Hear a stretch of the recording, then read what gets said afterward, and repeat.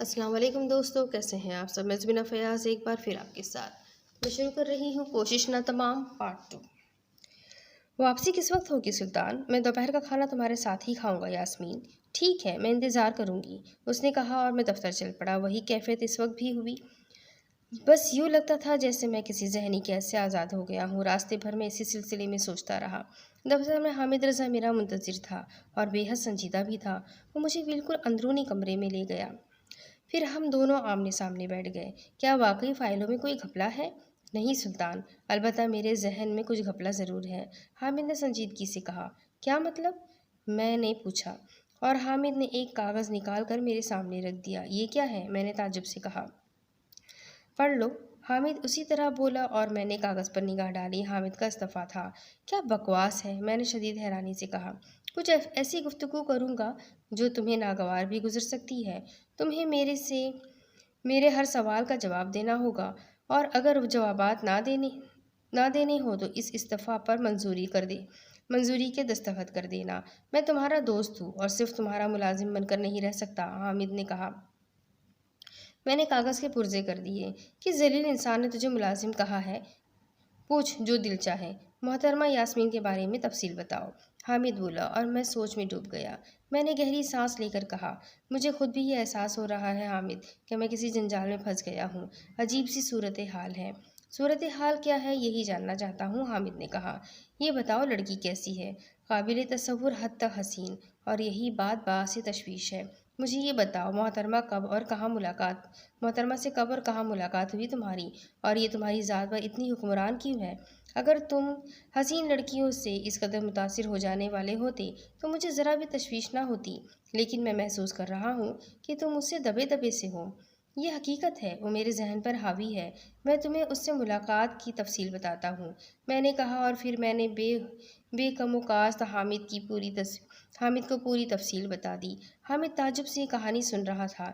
میرے خاموش ہونے پر اس نے کہا، اور اس نے تمہیں یہ نہیں بتایا کہ وہ کون ہے؟ نہیں۔ تم نے پوچھا بھی نہیں؟ نہیں۔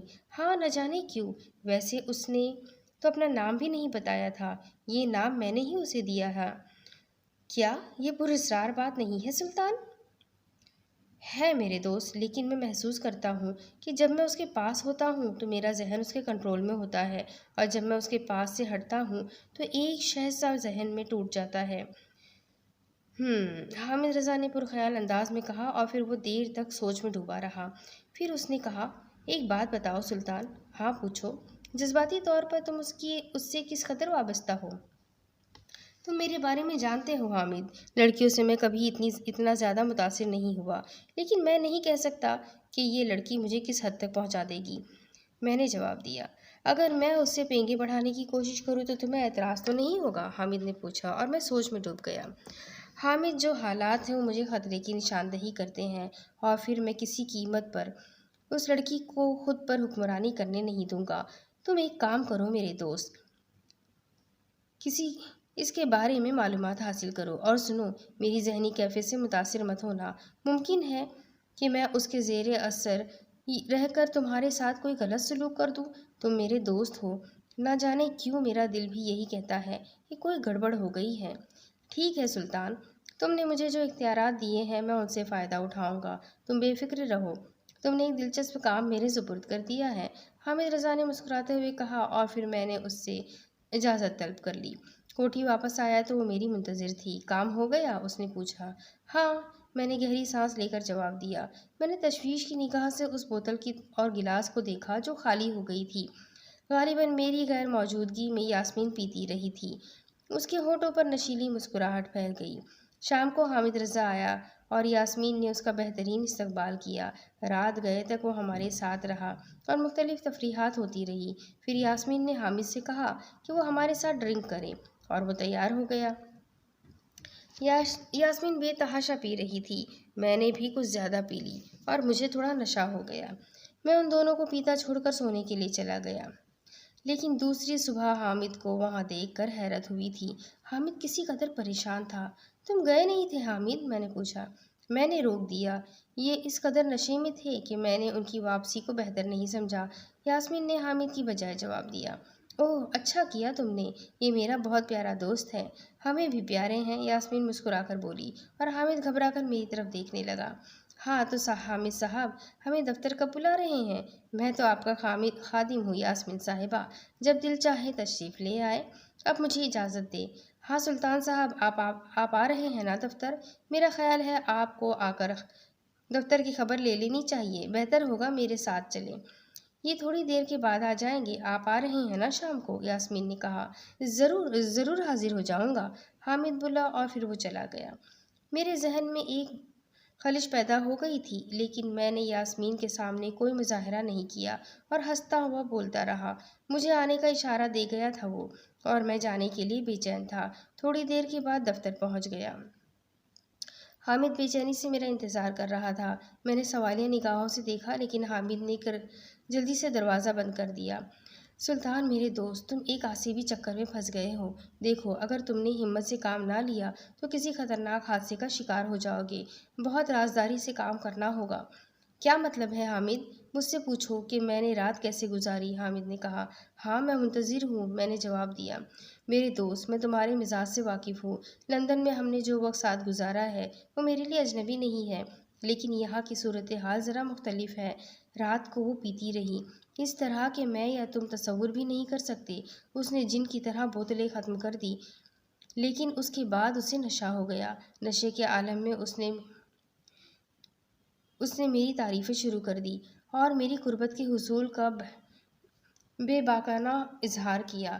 تب میں خود کو اس سے دور نہ رکھ سکا۔ وہ ایک ہوس پرست عورت ہے۔ اس نے اس دوران کچھ بے ربط گفتگو بھی کی جو میری یادداشت میں محفوظ ہے۔ اس نے مجھے اعتماد میں لیتے ہوئے کہا، حامد تمہارے لیے یہی بہتر ہے کہ میری دوستی حاصل کرو، ہمیشہ فائدے میں رہو گے۔ میں تمہارا دوست ہوں یاسمین، میں نے اسے جواب دیا۔ میں تمہیں اپنا رازدار بھی بنانا چاہتی ہوں، یہ میری عزت افزائی ہے۔ سنو، مجھے سلطان سے محبت نہیں، ہاں مجھے اس خاندان کے کسی فرد سے پیار تھا، لیکن اس خاندان نے میرے ساتھ وہ سلوک کیا کہ میں آج تک بے قرار ہوں۔ طویل عرصے کے بعد مجھے رہائی ملی ہے، لیکن اب میں بدل چکی ہوں، میں کچھ اور ہی بن گئی ہوں۔ سلطان بہت جلد ختم ہو جائے گا، لیکن جو میرے دوست ہوں گے وہ میرے ساتھ رہیں گے۔ سنو حامد رضا، میرا ساتھ دو، خوش رہو گے، اور اگر مجھ سے بغاوت کی تو اور پھر وہ خاموش ہو گئی۔ مجھے بتاؤ سلطان، اس گفتگو سے تم کیا نتیجہ اخذ کرتے ہو؟ حامد نے پوچھا۔ میرا دل دھڑک رہا تھا، یہ الفاظ مجھے نہ جانے کس جہان کی سیر کرا رہے تھے۔ میرے کارندوں نے مجھے حویلی کے بارے میں بہت کچھ بتایا تھا، اور ان کے الفاظ کی روشنی میں یاسمین کے یہ الفاظ ایک معنی خیز حیثیت رکھتے تھے۔ دیر تک میرا ذہن چکراتا رہا۔ میں جس بھی جنجال میں پھنس گیا تھا اس کا میں نے کبھی تصور بھی نہیں کیا تھا۔ میں لندن کی آزاد فضاؤں میں پرورش پانے والا ایک آزاد منش شخص ہندوستان آ کر کیسی کیسی مصیبتوں میں پھنس گیا تھا۔ حالانکہ اگر میں چاہتا تو یاسمین کو کسی طور خود سے جدا کر سکتا تھا، لیکن ایک پراسرار شخصیت کو، ایک ایسی شخصیت کو جس کے بارے میں کوئی تعین بھی نہ تھا، خود سے جدا کرنا آسان کام نہیں تھا۔ اگر میں اس بات کا اظہار کرتا تو نہ جانے وہ میرے ساتھ کیا سلوک کرتی۔ مجھے پوری دانشمندی اور ہوشیاری سے کام لے کر اس کے ٹرانس سے نکلنا تھا۔ ابھی دوسری بات تھی کہ میں اس خطرناک عورت سے بچ پاتا یا نہیں۔ سوچوں کی شدت نے مجھے نڈھال کر دیا تھا۔ سمجھ میں نہیں آ رہا تھا کہ اس مسئلے سے کیسے نپٹوں۔ جب کچھ سمجھ میں نہ آ سکا تو میں نے حامد رضا سے اس مسئلے میں پوچھنا مناسب سمجھا۔ کیا خیال ہے حامد، اگر میں اسے مار پیٹ کر کوٹھی سے نکال دوں تو؟ میری اس بات پر حامد رضا چونک پڑا۔ اس نے خوفزدہ انداز میں مجھے دیکھا اور بولا، کیا بات کر رہے ہو سلطان؟ کیا یہ ممکن ہے؟ حامد نے پوچھا۔ کیوں ناممکن کیوں ہے؟ میں تمہیں ایک بات کی وارننگ دیتا ہوں سلطان، ایسی کوئی کوشش نہ کرنا۔ اگر تم نے ایسی کوئی کوشش کی تو نتائج کے ذمہ دار تم خود رہو گے۔ کیا مطلب ہے تمہارا؟ مطلب یہ ہے کہ تم اسے اس آسانی سے نکال کر باہر نہ کر سکو گے۔ آخر کیوں؟ کیا وہ مجھ سے زیادہ طاقتور ہے؟ وہ مجھے بلیک میل بھی نہیں کر سکتی؟ میں ان باتوں کی پرواہ بھی نہیں کرتا۔ دیکھو سلطان، اگر تم نے ایسی کوئی کوشش کی تو تمہیں خوفناک خطرہ مول لینا ہوگا۔ تمہیں یہ نہیں کرنا چاہیے میرے دوست، بلکہ بہتر یہ ہے کہ میرے مشوروں پر عمل کرتے رہو۔ میں کوئی بہت بڑا دانشمند نہیں ہوں، لیکن میں کوشش کروں گا کہ تمہیں اس جنجال سے باہر نکال سکوں۔ البتہ اگر تم نے اس دوران کوئی ایسی غلط حرکت کر ڈالی تو پھر میں میں بھی تمہارے لیے کچھ نہ کر سکوں گا، حامد رضا نے کہا، اور میں ایک بار پھر پریشانی میں پھنس گیا۔ مجھے سمجھ میں نہیں آ رہا تھا کہ میں کیا کروں۔ کیا کوئی عورت اس طرح کسی شخص کی ذات پر مسلط ہو سکتی ہے کہ وہ اس کے جنجال سے نکل بھی نہ سکے؟ حامد رضا نے میرے لیے ایک پروگرام پیش کیا تھا۔ ٹھیک ہے، پھر جیسی تمہاری مرضی تم کرو، اور حامد خاموش ہو گیا۔ میں بالکل الذہنی عالم میں کچھ سوچتا رہا تھا۔ پھر حامد رضا نے کہا، تم سارے معاملات میرے اوپر چھوڑ دو میرے دوست۔ اگر میں ناکام ہو گیا تو میں تمہیں خود مختاری دے دوں گا۔ میں حامد کے پاس سے چلا آیا، لیکن راستے بھر میرا ذہن پریشان خیالات میں الجھا رہا۔ کیا میں واپس لندن چلا جاؤں؟ بلا وجہ میں اس مصیبت میں پھنس گیا تھا۔ بہتر تو یہ تھا کہ میں یہاں نہ ہی آتا، لیکن تقدیر مجھے لے آئی تھی اور اب اس خوفناک جنجال میں پھنسا دیا تھا۔ چنانچہ میں پریشانی کے عالم میں سوچتا رہا، اور جب ذہن میں کچھ نہ آ سکا تو اٹھ کر گھر چلا آیا۔ یاسمین حسب معمول پھول کی طرح کھلی ہوئی تھی۔ شراب کی بوتل اس کے بائیں سمت رکھی ہوئی تھی۔ پہلی بار میں نے اس سلسلے میں اس سے باز پرس کی تھی۔ یاسمین، یہ شراب نوشی سارا دن تو نہیں کی جاتی؟ میں نے غصے سے کہا۔ کیا مطلب؟ وہ چونک پڑی۔ میں نے کل بھی تمہیں دیکھا تھا، اور آج بھی بوتل تمہارے نزدیک رکھی نظر آ رہی ہے۔ مجھے یہ شے بہت پسند ہے، اس نے مسکراتے ہوئے کہا۔ لیکن تم میری زندگی میں ایک نمایاں مقام حاصل کرنے والی ہو یاسمین۔ میں چاہتا ہوں لوگ تمہاری عزت کریں، تمہیں اچھا مقام دے۔ ایسا نہ ہو کہ کوئی تمہارے نام کے ساتھ غلط روایت منسوب کر دے۔ کوئی؟ وہ ہنس پڑی۔ اب بھی یہ کوئی مجھ پر مسلط رہیں گے؟ میں آزادی چاہتی ہوں سلطان، اور میری خواہش ہے کہ تم میرے کسی بھی سلسلے میں مداخلت نہ کرو۔ اگر تم نے ایسی کوئی کوشش کی تو تم فائدے میں نہ رہو گے۔ لیکن نہ جانے کیوں اس وقت میرا پارا ضرورت سے زیادہ چڑھ گیا تھا۔ میں نے اس کے سخت لہجے کی پرواہ نہ کی۔ لیکن یہ تو مناسب نہیں ہے یاسمین، تم یہاں کس حیثیت سے ہو، تم جانتی ہو؟ ہاں، اچھی طرح جانتی ہوں، وہ غور سے میری طرف دیکھتے ہوئے بولی۔ میں نے محسوس کیا کہ اس کی آنکھوں کے سرخ دھبے بڑے ہوتے جا رہے تھے، اور پھر یہ سرخ دھبے اس کی پوری پتلیوں پر چھا گئے۔ اس کی آنکھوں کی پتلیاں گہری سرخ تھیں، اور مجھے کسی قدر خوف محسوس ہو رہا تھا۔ میں نے جھرجھری سی لی اور بدستور سخت لہجہ روا رکھا۔ البتہ میں نے اس کی طرف ابھی تک نہیں دیکھا تھا۔ میں تمہیں یہاں سے نکال بھی سکتا ہوں۔ اب یہ ممکن نہ ہوگا، وہ مسکرا کر بولی۔ کیوں ممکن نہ ہوگا؟ کیا کرو گی تم میرا؟ میں نے بھپر کر کہا۔ میں اس کی آنکھوں میں نہیں دیکھ رہا تھا۔ تب وہ مسکراتے ہوئے بولی، ذرا میری طرف تو دیکھو، اس نے کہا، اور میری نگاہیں بے اختیار اس کی جانب اٹھ گئی۔ دوسرے لمحے ہی مجھے محسوس ہوا جیسے میرا ذہن سو رہا ہے۔ تم ایک مفلوج انسان ہو سلطان، تم اپنی مرضی سے ہل جل بھی نہیں سکتے، وہ مکاری سے بولی، اور میرے بدن میں سنسناہٹیں دوڑ گئی۔ مجھے یوں محسوس ہوا جیسے بدن سن ہو گیا ہو۔ یاسمین مسکراتی ہوئی مجھے دیکھتی رہی، پھر اس نے میرے بازو میں ہاتھ ڈالا اور بولی، آؤ اٹھو، تمہیں میرے سہارے کی ضرورت ہے۔ اور میں کھڑا ہو گیا۔ یاسمین مجھے میرے کمرے میں چھوڑ گئی اور خود باہر نکل گئی۔ میرے حواس بحال ہو گئے تھے، لیکن میرا بدن مفلوج تھا۔ در حقیقت میں ہل جل نہیں سکتا تھا۔ یہ کیا ہو گیا میرے ساتھ؟ میں نے سوچا کہ مجھے حامد کی بات ماننی چاہیے تھی، اور بالآخر میں مصیبت کا شکار ہو گیا۔ اب کیا ہوگا؟ پورا دن کمرے میں گزرا، کسی نے میری کوئی خبر نہیں لی تھی۔ ہاں، شام کو 4 بجے کے قریب حامد رضا اور یاسمین میرے پاس آئے۔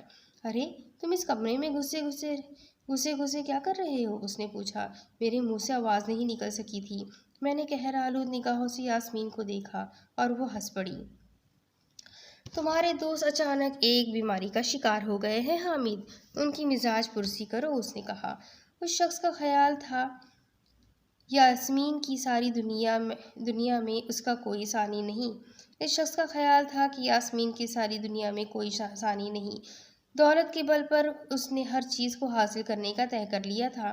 جانتی ہو تمہارے بارے میں اس کا کیا خیال تھا؟ کیا خیال ہے؟ یاسمین نے پوچھا۔ اس نے مجھے ایک بدروح کی کہانی سنائی ہے۔ اس کا خیال ہے کہ تم کوئی بدروح ہو جو اس پر مسلط ہو گئی ہو، حامد نے کہا، اور میں اچھل پڑا۔ میں نے حیران نگاہوں سے اسے دیکھا، اور میرا دل ڈوبنے لگا۔ حامد بھی اس کے سحر کا شکار ہو گیا؟ میرا دوست بھی اس کی آنکھوں کے طلسم میں گرفتار ہو گیا؟ کیا بک رہے ہو حامد؟ میں نے دہاڑ کر کہا۔ اس کا کہنا ٹھیک ہے حامد، لیکن اب تو یہ اس بدروح کا شکار ہے۔ جب تک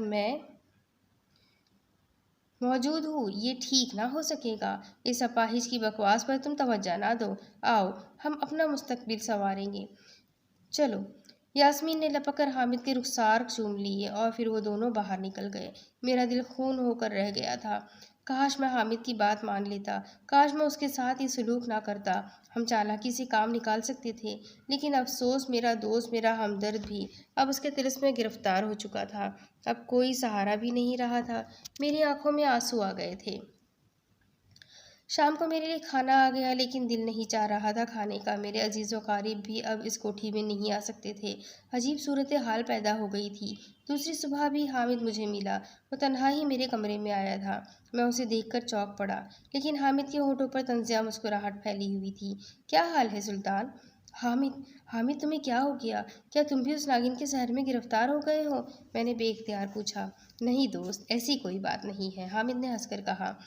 تب تم اسے فریب دے رہے ہو؟ میں نے خوش ہو کر پوچھا۔ ایسی بھی کوئی بات نہیں ہے، حامد نے اسی انداز میں جواب دیا، پھر سنجیدہ ہو کر بولا۔ بلکہ بات یہ ہے سلطان کہ میں تمہاری طرح بے وقوف نہیں ہوں۔ انسان کو زندگی میں اگر کوئی موقع ملے تو اسے فضول اور جذباتی قسم کے احساسات کا شکار نہیں ہونا چاہیے۔ میں نے کبھی اچھی زندگی نہیں گزاری۔ دولت کی خواہش کسے نہیں ہوتی؟ میں ابھی دولت مند بننا چاہتا ہوں۔ کیا مطلب حامد؟ کیا مطلب؟ میں نے رندھی آواز میں پوچھا۔ یاسمین کے ساتھ زیادتی ہوئی ہے؟ تمہارے خاندان نے اس کے ساتھ وہ کچھ کیا ہے جو ایک انسان کسی دوسرے انسان کے ساتھ نہیں کرتا؟ کیا بکواس کر رہے ہو حامد؟ ہاں سلطان، مجھ سے سنو۔ یاسمین کا اصل نام پلنا تھا۔ پلنا تمہارے خاندان کی پرانی خدمتگار تھی۔ اس کے والدین نے تمہارے خاندان کی پرکھو سے خدمت کی تھی، اور ان کی موت کے بعد پلنا اور اس کا بھائی لالو تمہارے خاندان کی خدمت کرتے رہے۔ تمہارے دادا نے ایک بار پلنا کو دیکھا۔ وہ اتنی حسین تھی کہ تمہارے دادا اس کے اوپر عاشق ہو گئے۔ معصوم لڑکی نے ہمیشہ ان سے بچنے کی کوشش کی، لیکن بالآخر تمہارے دادا نے اس کی عصمت دری کر دی اور وہ مجبور ہو گئی۔ تمہارے دادا نے اس سے وعدہ کیا تھا کہ وہ اس سے شادی کر لیں گے۔ یوں وہ پلنا کو لوٹتے رہے اور پھر بات کھل گئی۔ تمہارے خاندان نے لالو اور پلنا سے فوراً باہر نکل جانے کے لیے کہا، لیکن پلنا ان کے قدموں پر گر پڑی۔ اس نے رو رو کر کہا کہ تمہارے دادا کے بغیر زندہ نہیں رہ سکتی۔ پھر لالو نے تمہارے خاندان والوں کو دھمکی دی کہ اگر انہوں نے اس کی بہن کے ساتھ ایسا کوئی سلوک کیا تو وہ دنیا کو اس کی کہانی سنا دے گا، اور تمہارے خاندان والوں نے ایک فیصلہ کر لیا۔ لالو کو زہر دے کر مار دیا گیا اور پلنا کو بے ہوشی کی دوا دے کر ایک تابوت میں بند کر دیا اور اسے مار دیا گیا۔ یہ ہے ان بد نصیبوں کی کہانی۔ ان کی روحیں تم انتقام کی پیاس میں سرگردہ ہو گئی، لیکن پھر ان سے تنگ آ کر حویلی خالی کر دی گئی، اور ان کے بعد سے حویلی آصف زدہ مشہور ہو گئی۔ حامد نے پوری تفصیل بتائی۔ میرے حواس گم تھے۔ تو لالو بھی بدروح تھا؟ وہ پلنا کا بھائی تھا؟ میں سوچ رہا تھا۔ پھر میں نے اس سے پوچھا، تمہیں یہ کہانی کیسے معلوم ہوئی؟ پلنا یا یاسمین اب مجھ پر اعتماد کرتی ہے۔ لالو کسی بھی طرح اسے اس تابوت سے باہر نہیں نکال سکتا تھا۔ اس کے لیے کسی زندہ آدمی کی ضرورت تھی، اور پھر تم اس کے پاس پہنچ گئے۔ پھر کیا ہوا؟ میں نے پوچھا۔ تم نے لالو کا اعتماد میں لیا اور اس سے کسی لڑکی کی فرمائش کی۔ لالو کے لیے سب سے بہتر موقع یہی تھا۔ لالو کو اس سے زیادہ بہتر موقع دوسرا نہیں مل سکتا تھا۔ اس نے پلنا کا تابوت تمہیں پیش کر دیا۔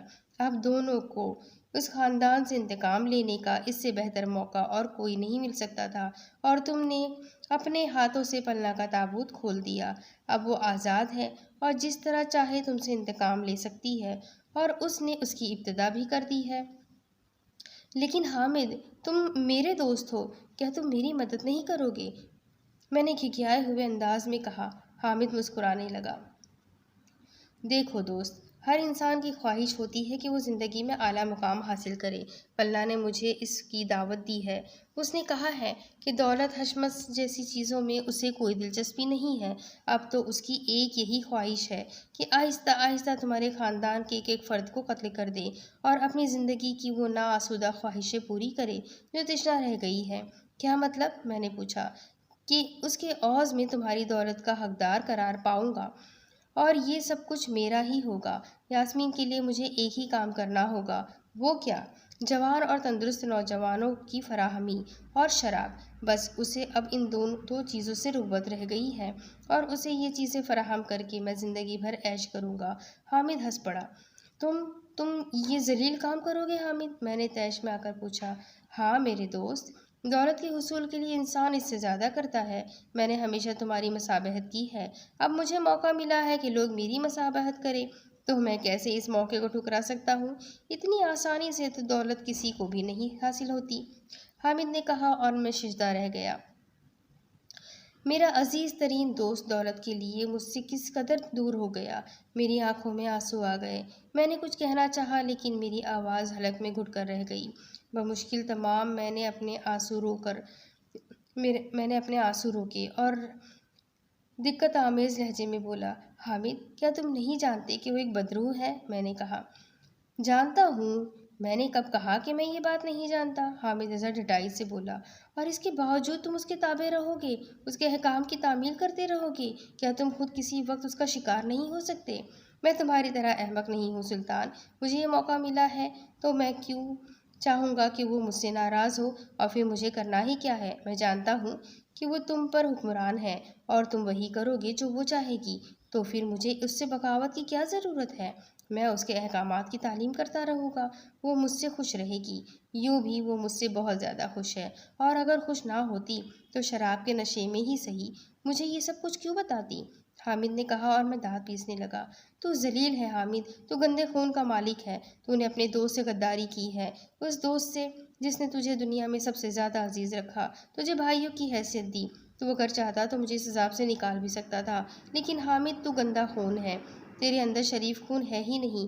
کاش تو اتنا گھٹیا نہ ہوتا، یا تیرا خون اتنا گندا نہ ہوتا، میں نے کرب کے عالم میں کہا۔ فضول بکواس مت کرو، میں اپنے آپ کو بہتر طور سے جانتا ہوں۔ میں چاہتا تو تمہیں کچھ نہ بتاتا، لیکن یہ سب کچھ میں نے تجھے اس لیے بتا دیا ہے کہ میرے پیچھے تم پریشانی کا شکار نہ رہو۔ اب آرام سے یہاں رہ کر اپاہجوں کی زندگی گزار، اور کوئی بھی تیری مزاج پرسی کو یہاں نہیں آئے گا، یہی تیرے لیے بہتر ہے، ورنہ کسی بھی وقت تیری زندگی کا خاتمہ ہو سکتا ہے، حامد نے کہا، اور میں سناٹے میں رہ گیا۔ حامد باہر چلا گیا تھا اور میرے رخساروں پر آنسو بہنے لگے تھے۔ لندن کی حسین اور تابناک زندگی کو چھوڑ کر یہاں آیا تھا، لیکن یہاں کسی عذاب کا شکار ہو گیا۔ قصور سراسر میرا ہی تھا، میں نے کسی کی بات نہیں مانی تھی۔ جس وقت بستی پہنچا تھا تو کارندوں نے مجھے بتایا تھا کہ میں حویلی کا رخ نہ کروں، حویلی آصف زدہ ہے۔ میں نے اپنی روشن خیالی میں ہنس کر جاہل کارندوں کی جاہلیت کا مذاق اڑایا تھا، اور اپنی سرمستی میں ان کی کسی بات کو تسلیم نہیں کیا تھا، اور حویلی پہنچ گیا تھا۔ حویلی پہنچ کر بھی میں نے اپنی تمام برائیاں جاری رکھی، اور چلو یہاں تک تو ٹھیک تھا۔ اگر میں لالو سے اس بات کی فرمائش نہ کرتا تو شاید یہ خوفناک عورت آزاد نہ ہوتی، اور میں سکون کی زندگی گزار رہا ہوتا۔ برائیاں اب میرے لیے تکلیف دہ بن چکی تھی، اور یقیناً ہر برائی کا نتیجہ تو بھگتنا ہی پڑتا ہے۔ میں نے دل ہی دل میں خدا سے توبہ کی، اب تک جو کر چکا تھا اس پر شرمندگی محسوس ہو رہی تھی۔ بلا شبہ میں نے آج تک کوئی اچھائی کا کام بھی نہیں کیا تھا، میری برائیاں ہی میرے سامنے آئی تھی۔ اب کیا ہو سکتا ہے؟ حامد بھی کمبخت عورت کا شکار ہو گیا۔ میرے لیے اب اس کے سوا کوئی چارہ نہیں تھا کہ یہاں اپاہجوں کی زندگی بسر کروں، کم از کم اپاہجوں کی زندگی بسر کروں اور موت کا انتظار کروں۔ آنسو میرے رخساروں پر بہتے رہے، اور کوٹھی کے شب و روز یوں ہی جاری رہے۔ حامد اب بھی کبھی کبھی یاسمین کے ساتھ میرے پاس آ جاتا اور میرے دل میں نستر چبھو کر چلا جاتا۔ اس کے بدن پر میرے سوٹ ہوتے، ہاتھوں کی انگلیوں میں میری قیمتی انشتریاں ہوتی، گویا وہ میری دولت سے عیش کر رہا تھا۔ تعجب کی بات یہ تھی کہ اس دوران کسی عزیز نے بھی مجھ سے ملنے کی کوشش نہیں کی تھی۔ کوشش کی بھی ہوگی تو اسے دھکا دے دیا ہوگا اور دھتکار کر باہر نکال دیا گیا ہوگا۔ میں کس کشمکش کی زندگی گزار رہا تھا۔ کبھی کبھی انہیں کسی کاغذ پر میرے دستخطوں کی ضرورت پڑ جاتی تو آ جاتے تھے، میں خاموشی سے دستخط کر دیتا تھا۔ یہ بات میرے لیے زندگی کا باعث تھی، اس طرح کم از کم وہ لوگ مجھے زندہ رکھیں گے، ورنہ میری زندگی ان کے لیے کیا وقت رکھتی تھی۔ پھر ایک شام ایک نوجوان میرے پاس آیا، اسے فائلوں میں لگے کاغذات پر دستخط کرانے تھے۔ تم کون ہو؟ میرا نام جاوید ہے جناب، اور میں نیا مینیجر ہوں۔ کس نے تمہیں مینیجر بنایا ہے؟ بیگم صاحبہ نے، منور علی نے کہا۔ منور علی کہاں گیا ہے؟ اسے نکال دیا گیا۔ کیوں؟ اس نے بیگم صاحبہ کے احکامات کی تعمیل نہیں کی تھی۔ نکل جاؤ یہاں سے، منور علی کو بلاؤ۔ جاؤ، میں دستخط نہیں کروں گا۔ میں نے فائل اٹھا کر پھینک دی اور وہ کمرے سے چلا گیا، لیکن تھوڑی دیر کے بعد وہ یاسمین کے ساتھ واپس آیا۔ یاسمین اس کی کمر میں ہاتھ ڈالے ہوئے تھی۔ اس نے میرے سامنے جاوید کے ہونٹ چومے اور بولی، تم نے میرے محبوب کو کیوں ناراض کیا سلطان؟ ذلیل کمینی، اب یہ تیرا محبوب ہے؟ وہ حامد کہاں گیا؟ 10 دن کی چھٹی لے کر گیا ہے، لیکن تمہیں اس سے معافی مانگنی ہوگی۔ یہ میری زندگی ہے، میری روح ہے۔ وہ جاوید سے لپٹ کر بولی، کاش میں تیرا خون کر سکتا۔ میں نے کہا، جو کام نہیں کر سکتے اس کے بارے میں سوچتے کیوں ہو سلطان؟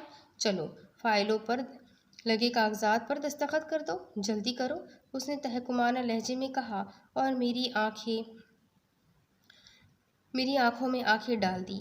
اب میری مجال نہیں تھی کہ میں کوئی اعتراض کرتا۔ میں نے ان کے کاغذات پر دستخط بھی کر دیے اور جاوید سے معافی بھی مانگی۔ آؤ ڈارلنگ، چلے، مجھے بہت ٹھنڈ لگ رہی ہے، یاسمین نے کہا اور جاوید سے لپٹتی ہوئی باہر نکل گئی۔ میں اپنی بے بسی پر خون کے آنسو بہا رہا تھا۔ کئی دن گزر گئے، پھر ایک شام حامد رضا اور یاسمین میرے پاس آئے اور اس نے چند کاغذات میرے سامنے رکھ دیے۔ یہ کیا ہے؟ میں نے پوچھا۔ مختار نامہ، ہم لوگوں نے وکیل سے بات کر لی ہے، اس مختار نامے کی روح سے تمہاری ساری جائیداد کا متولی میں بن جاؤں گا، سارا کاروبار میرے ہاتھوں میں آ جائے گا۔ دراصل دفتری امور میں بہت دقت پیش آتی ہے، ہم نے فیصلہ کیا ہے کہ اب تمہیں ان تکالیف سے نجات دلا دیں۔ حامد نے مسکراتے ہوئے کہا، حامد رضا، تمہیں مجھ پر ترس نہیں آتا؟ میں تمہارا دوست رہ چکا ہوں یار، میں نے تمہیں کبھی کوئی دکھ نہیں پہنچایا، اسی لیے تو میں تمہارے دکھوں کا خاتمہ کرنا چاہتا ہوں دوست، حامد نے مسکراتے ہوئے کہا۔ اس کی آنکھوں میں بے رحمی کے جذبات تھے۔ میں نے روتے ہوئے ان کاغذات پر بھی دستخط کر دیے۔ میں جانتا تھا کہ میری یہ کوشش بے سود ہوگی اور وہی ہوگا جو وہ لوگ چاہیں گے۔ دونوں باہر نکل گئے اور میں اپنی بدقسمتی پر آنسو بہاتا رہا۔ 3-4 گھنٹے کے بعد وہ واپس آیا اور اس نے مسکراتے ہوئے مجھے دیکھا۔ میں نے گردن جھکا لی۔ یہ تو تقدیر کی بات ہے میرے دوست، تقدیر نے مجھے یہ سرفرازی بخشی ہے اور میں کروڑوں روپے کا مالک بن گیا ہوں۔ میں تمہیں مبارکباد پیش کرتا ہوں حامد، لیکن مجھے بس ایک جواب دے دو۔ وہ کیا؟ کیا کل یہ سب کچھ تمہارے ساتھ نہیں ہوگا؟ سوال ہی نہیں پیدا ہوتا۔ کیوں؟ اس لیے کہ پلنا میری دشمن نہیں ہے، اسے تمہارے خاندان نے ہلاک کیا تھا، وہ صرف تم سے ہی انتقام کی پیاسی ہے۔ میں تو اس کے لیے نوجوان اور شراب فراہم کرتا ہوں، میرے لیے کوئی خطرہ نہیں ہے۔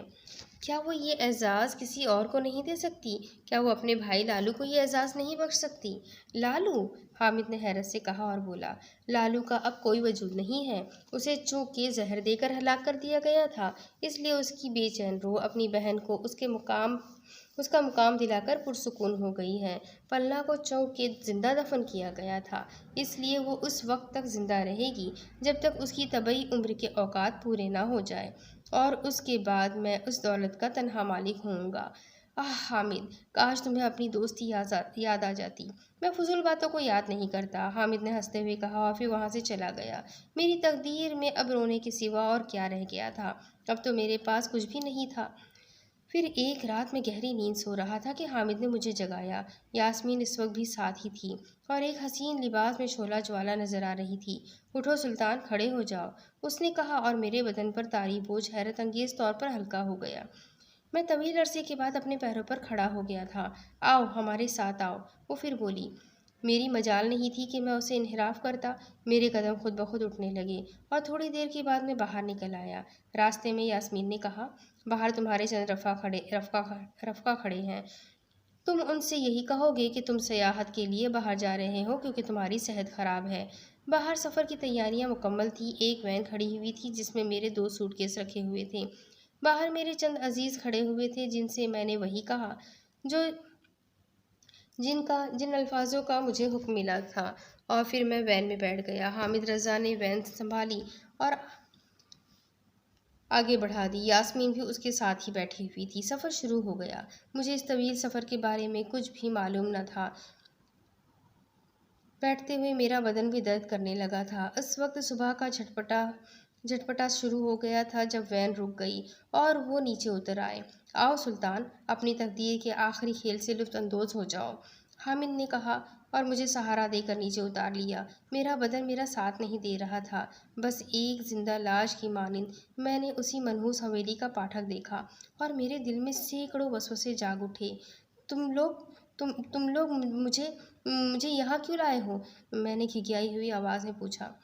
اندر آؤ میری جان، سب کچھ معلوم ہو جائے گا، حامد رضا نے چہکتے ہوئے مجھے کہا، اور مجھے اس شخص سے اتنی بے رحمی کی امید نہیں تھی۔ وہ لوگ مجھے حویلی کے ایک کمرے میں لے آئے۔ وہاں وہی منحوس تابوت پڑا تھا جسے کھول کر میں نے اپنی بدبختی کا آغاز کیا تھا۔ یہ تابوت تمہارے اجداد کا ہے، اس میں انہوں نے ایک بے گناہ لڑکی کو زندہ دفن کر کے موت کی تاریکیوں میں ڈھکیل دیا تھا سلطان، اور آج یہی تابوت تمہاری قبر بنے گا۔ تیار ہو جاؤ، حامد نے خوفناک لہجے میں کہا۔ کیا مطلب؟ میری آواز سہمی ہوئی تھی۔ پلنا تمہارے سارے خاندان کو موت کی سزا دینا چاہتی تھی، لیکن میں نے اس سے کہا کہ اصل خون تو تم ہو، دوسرے تو ایک ثانوی حیثیت رکھتے ہیں۔ تمہاری موت سے تمہارے اجداد کی روحیں جس قدر بے چین ہوگی، کسی اور کی موت سے تھوڑی نہ ہوگی۔ چنانچہ ہم نے تمہارا انتخاب کیا اور اب تم اپنی زندگی کے آخری لمحات سے لطف اندوز ہوں گے۔ آؤ پلنا، اسے باندھ دیں، حامد نے کہا اور دونوں نے مل کر مجھے ایک رسی سے کس کے باندھ دیا۔ پلنا مسکرا رہی تھی۔ آج میرا انتقام پورا ہو رہا ہے۔ آؤ حامد، اس خوشی میں ہم رنگرلیاں منائیں، اس نے کہا اور حامد نے گردن جھکا دی۔ وہ شراب کی بوتلیں اٹھا لایا۔ دونوں کمبخت بے لباس ہو گئے، میرے سامنے شرمناک حرکتیں کر رہے تھے اور شراب نوشی میں مصروف رہے۔ حامد پلنا کو دل کھول کر شراب پلا رہا تھا، یہاں تک کہ پلنا مسکرانے لگی۔ بس حامد، اب بس کرو، میں اس بدبخت کو آگ میں جلتے دیکھنا چاہتی ہوں۔ کل اس کے اجداد نے تابوت تمہارے لیے بنایا تھا پلنا؟ حامد نے پوچھا۔ ہاں، میں نے اس تابوت میں بہت عرصہ قید کاٹی ہے، وہ مدہوش لہجے میں بولی، اور آج یہ اس کا مدفن بنے گا۔ تو نے دیکھا سلطان، تاریخ کس طرح اپنے آپ کو دہراتی ہے؟ یہ مظلوم لڑکی کل تک اس تابوت میں بند تھی، کیا تو نے محسوس کیا کہ اسے کیسی تکلیف ہوتی ہوگی؟ پلنا، ذرا ادھر تو آؤ، اس بدنصیب کو اس تابوت میں لیٹ کر تو دکھاؤ، اس نے پلنا کا ہاتھ پکڑ کر کہا اور پھر مجھ سے بولا، دیکھ سلطان دیکھ، کیسی تکلیف ہوتی ہوگی اس تابوت میں اسے۔ اس نے پلنا کو تابوت پر جھکا دیا اور پلنا بادل خواستہ تابوت میں لیٹ گئی۔ حامد ڈرامائی انداز میں بولا، آہ، یہ بیچاری لڑکی اس قبر میں کتنی عرصہ دفن رہی، ذرا محسوس کر جب یہ ڈھکن بند ہوا ہوگا۔ حامد نے جذباتی انداز میں تابوت کا ڈھکن بند کر دیا اور اس کے ساتھ ہی پلنا کی چیخ ابھری، حامد کھولو اسے، اسے کھولو! لیکن دوسرے لمحے حامد نے ایک قہقہا لگایا اور جلدی سے ایک کفل اس تابوت میں ڈال دیا۔ انسان سے بڑی بدروح کوئی نہیں ہے پلنا، ذلیل ناپاک روح، میں اپنے دوست پر ساری کائنات لٹا سکتا ہوں، یہ دولت کیا حیثیت رکھتی ہے؟ اب تو جہنم رسید ہو جا۔ حامد نے شراب کی ایک بوتل اٹھا کر تابوت پر الٹ دی اور پیٹرول کی بو پھیل گئی۔ حامد، ذلیل کمینے، مجھے آزاد کر دے، مجھے آزاد کر دے، ورنہ میں تابوت سے دھمکانے کی آوازیں آنے لگیں۔ میں ابھی تجھے آزاد کرتا ہوں ناگن چڑیل۔ حامد نے ماچس نکال کر ایک تیلی گھسیٹی اور تابوت پر اچھال دی۔ اندر سے پلنا کی دل خراش چیخیں بلند ہو رہی تھیں اور حویلی کی در و دیوار ہل رہے تھے۔ میرے ذہن پر سناٹا سا چھایا ہوا تھا۔ یہ بدلا ہوا وقت میرے لیے اجنبی تھا، سب کچھ میری سمجھ میں آ گیا تھا۔ میرے دوست حامد نے یہ سب کچھ میرے لیے کیا تھا، اس نے ایک بدروح کو شکست دی تھی۔ میری آنکھوں میں فرط ممنونیت سے آنسو نکل آئے اور حامد میری رسیاں کھولنے لگا۔ میں اس سے لپٹ کر پھوٹ پھوٹ کر رونے لگا تھا اور حامد نے مجھے خوب تسلیاں دی۔ پھر اس نے چند دستاویزات نکال کر اس جلتے ہوئے تابوت پر پھینک دیے۔ یہ جائیداد کے کاغذات ہیں جن کے تحت میں تیری جائیداد کا متولی بنا تھا۔ خدا کی قسم، ساری دنیا کی دولت میں تجھ پر لٹا دوں، مجھے تیری غلامی ہی پسند ہے۔ راستے میں حامد نے بتایا کہ کس طرح اس دوران اس نے پلنا کو خوش رکھا اور اس کی موت کے سلسلے میں روحانی ماہرین سے بھی ملتا رہا اور ماہرین کی ہدایت پر ہی اس نے یہ سارے عمل کیے۔ میں نے اس دوران بڑے گناہ کیے ہیں، خدا مجھے معاف کرے، اس نے کہا۔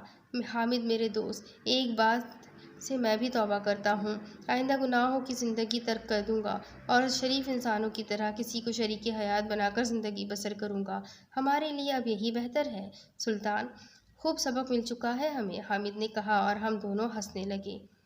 کہانی یہی ختم ہوتی ہے۔ امید کرتی ہوں آپ لوگوں کو یہ مورل اسٹوری، خطرناک اسٹوری، بھوت چڑیل کی اسٹوری پسند آئی ہوگی، اور اسی کے ساتھ میں ایک اور نئی کہانی کے ساتھ بہت جلد ملوں گی۔ تب تک کے لیے چینل کو سبسکرائب کرنا نہ بھولیں، بیل آئیکن کو ضرور دبا دیں، اور اگر آپ کو میری کہانیاں، میری اسٹوریز یا میری شاعری کی ویڈیوز پسند آتے ہیں تو انہیں اپنے کانٹیکٹس میں شیئر ضرور کریں۔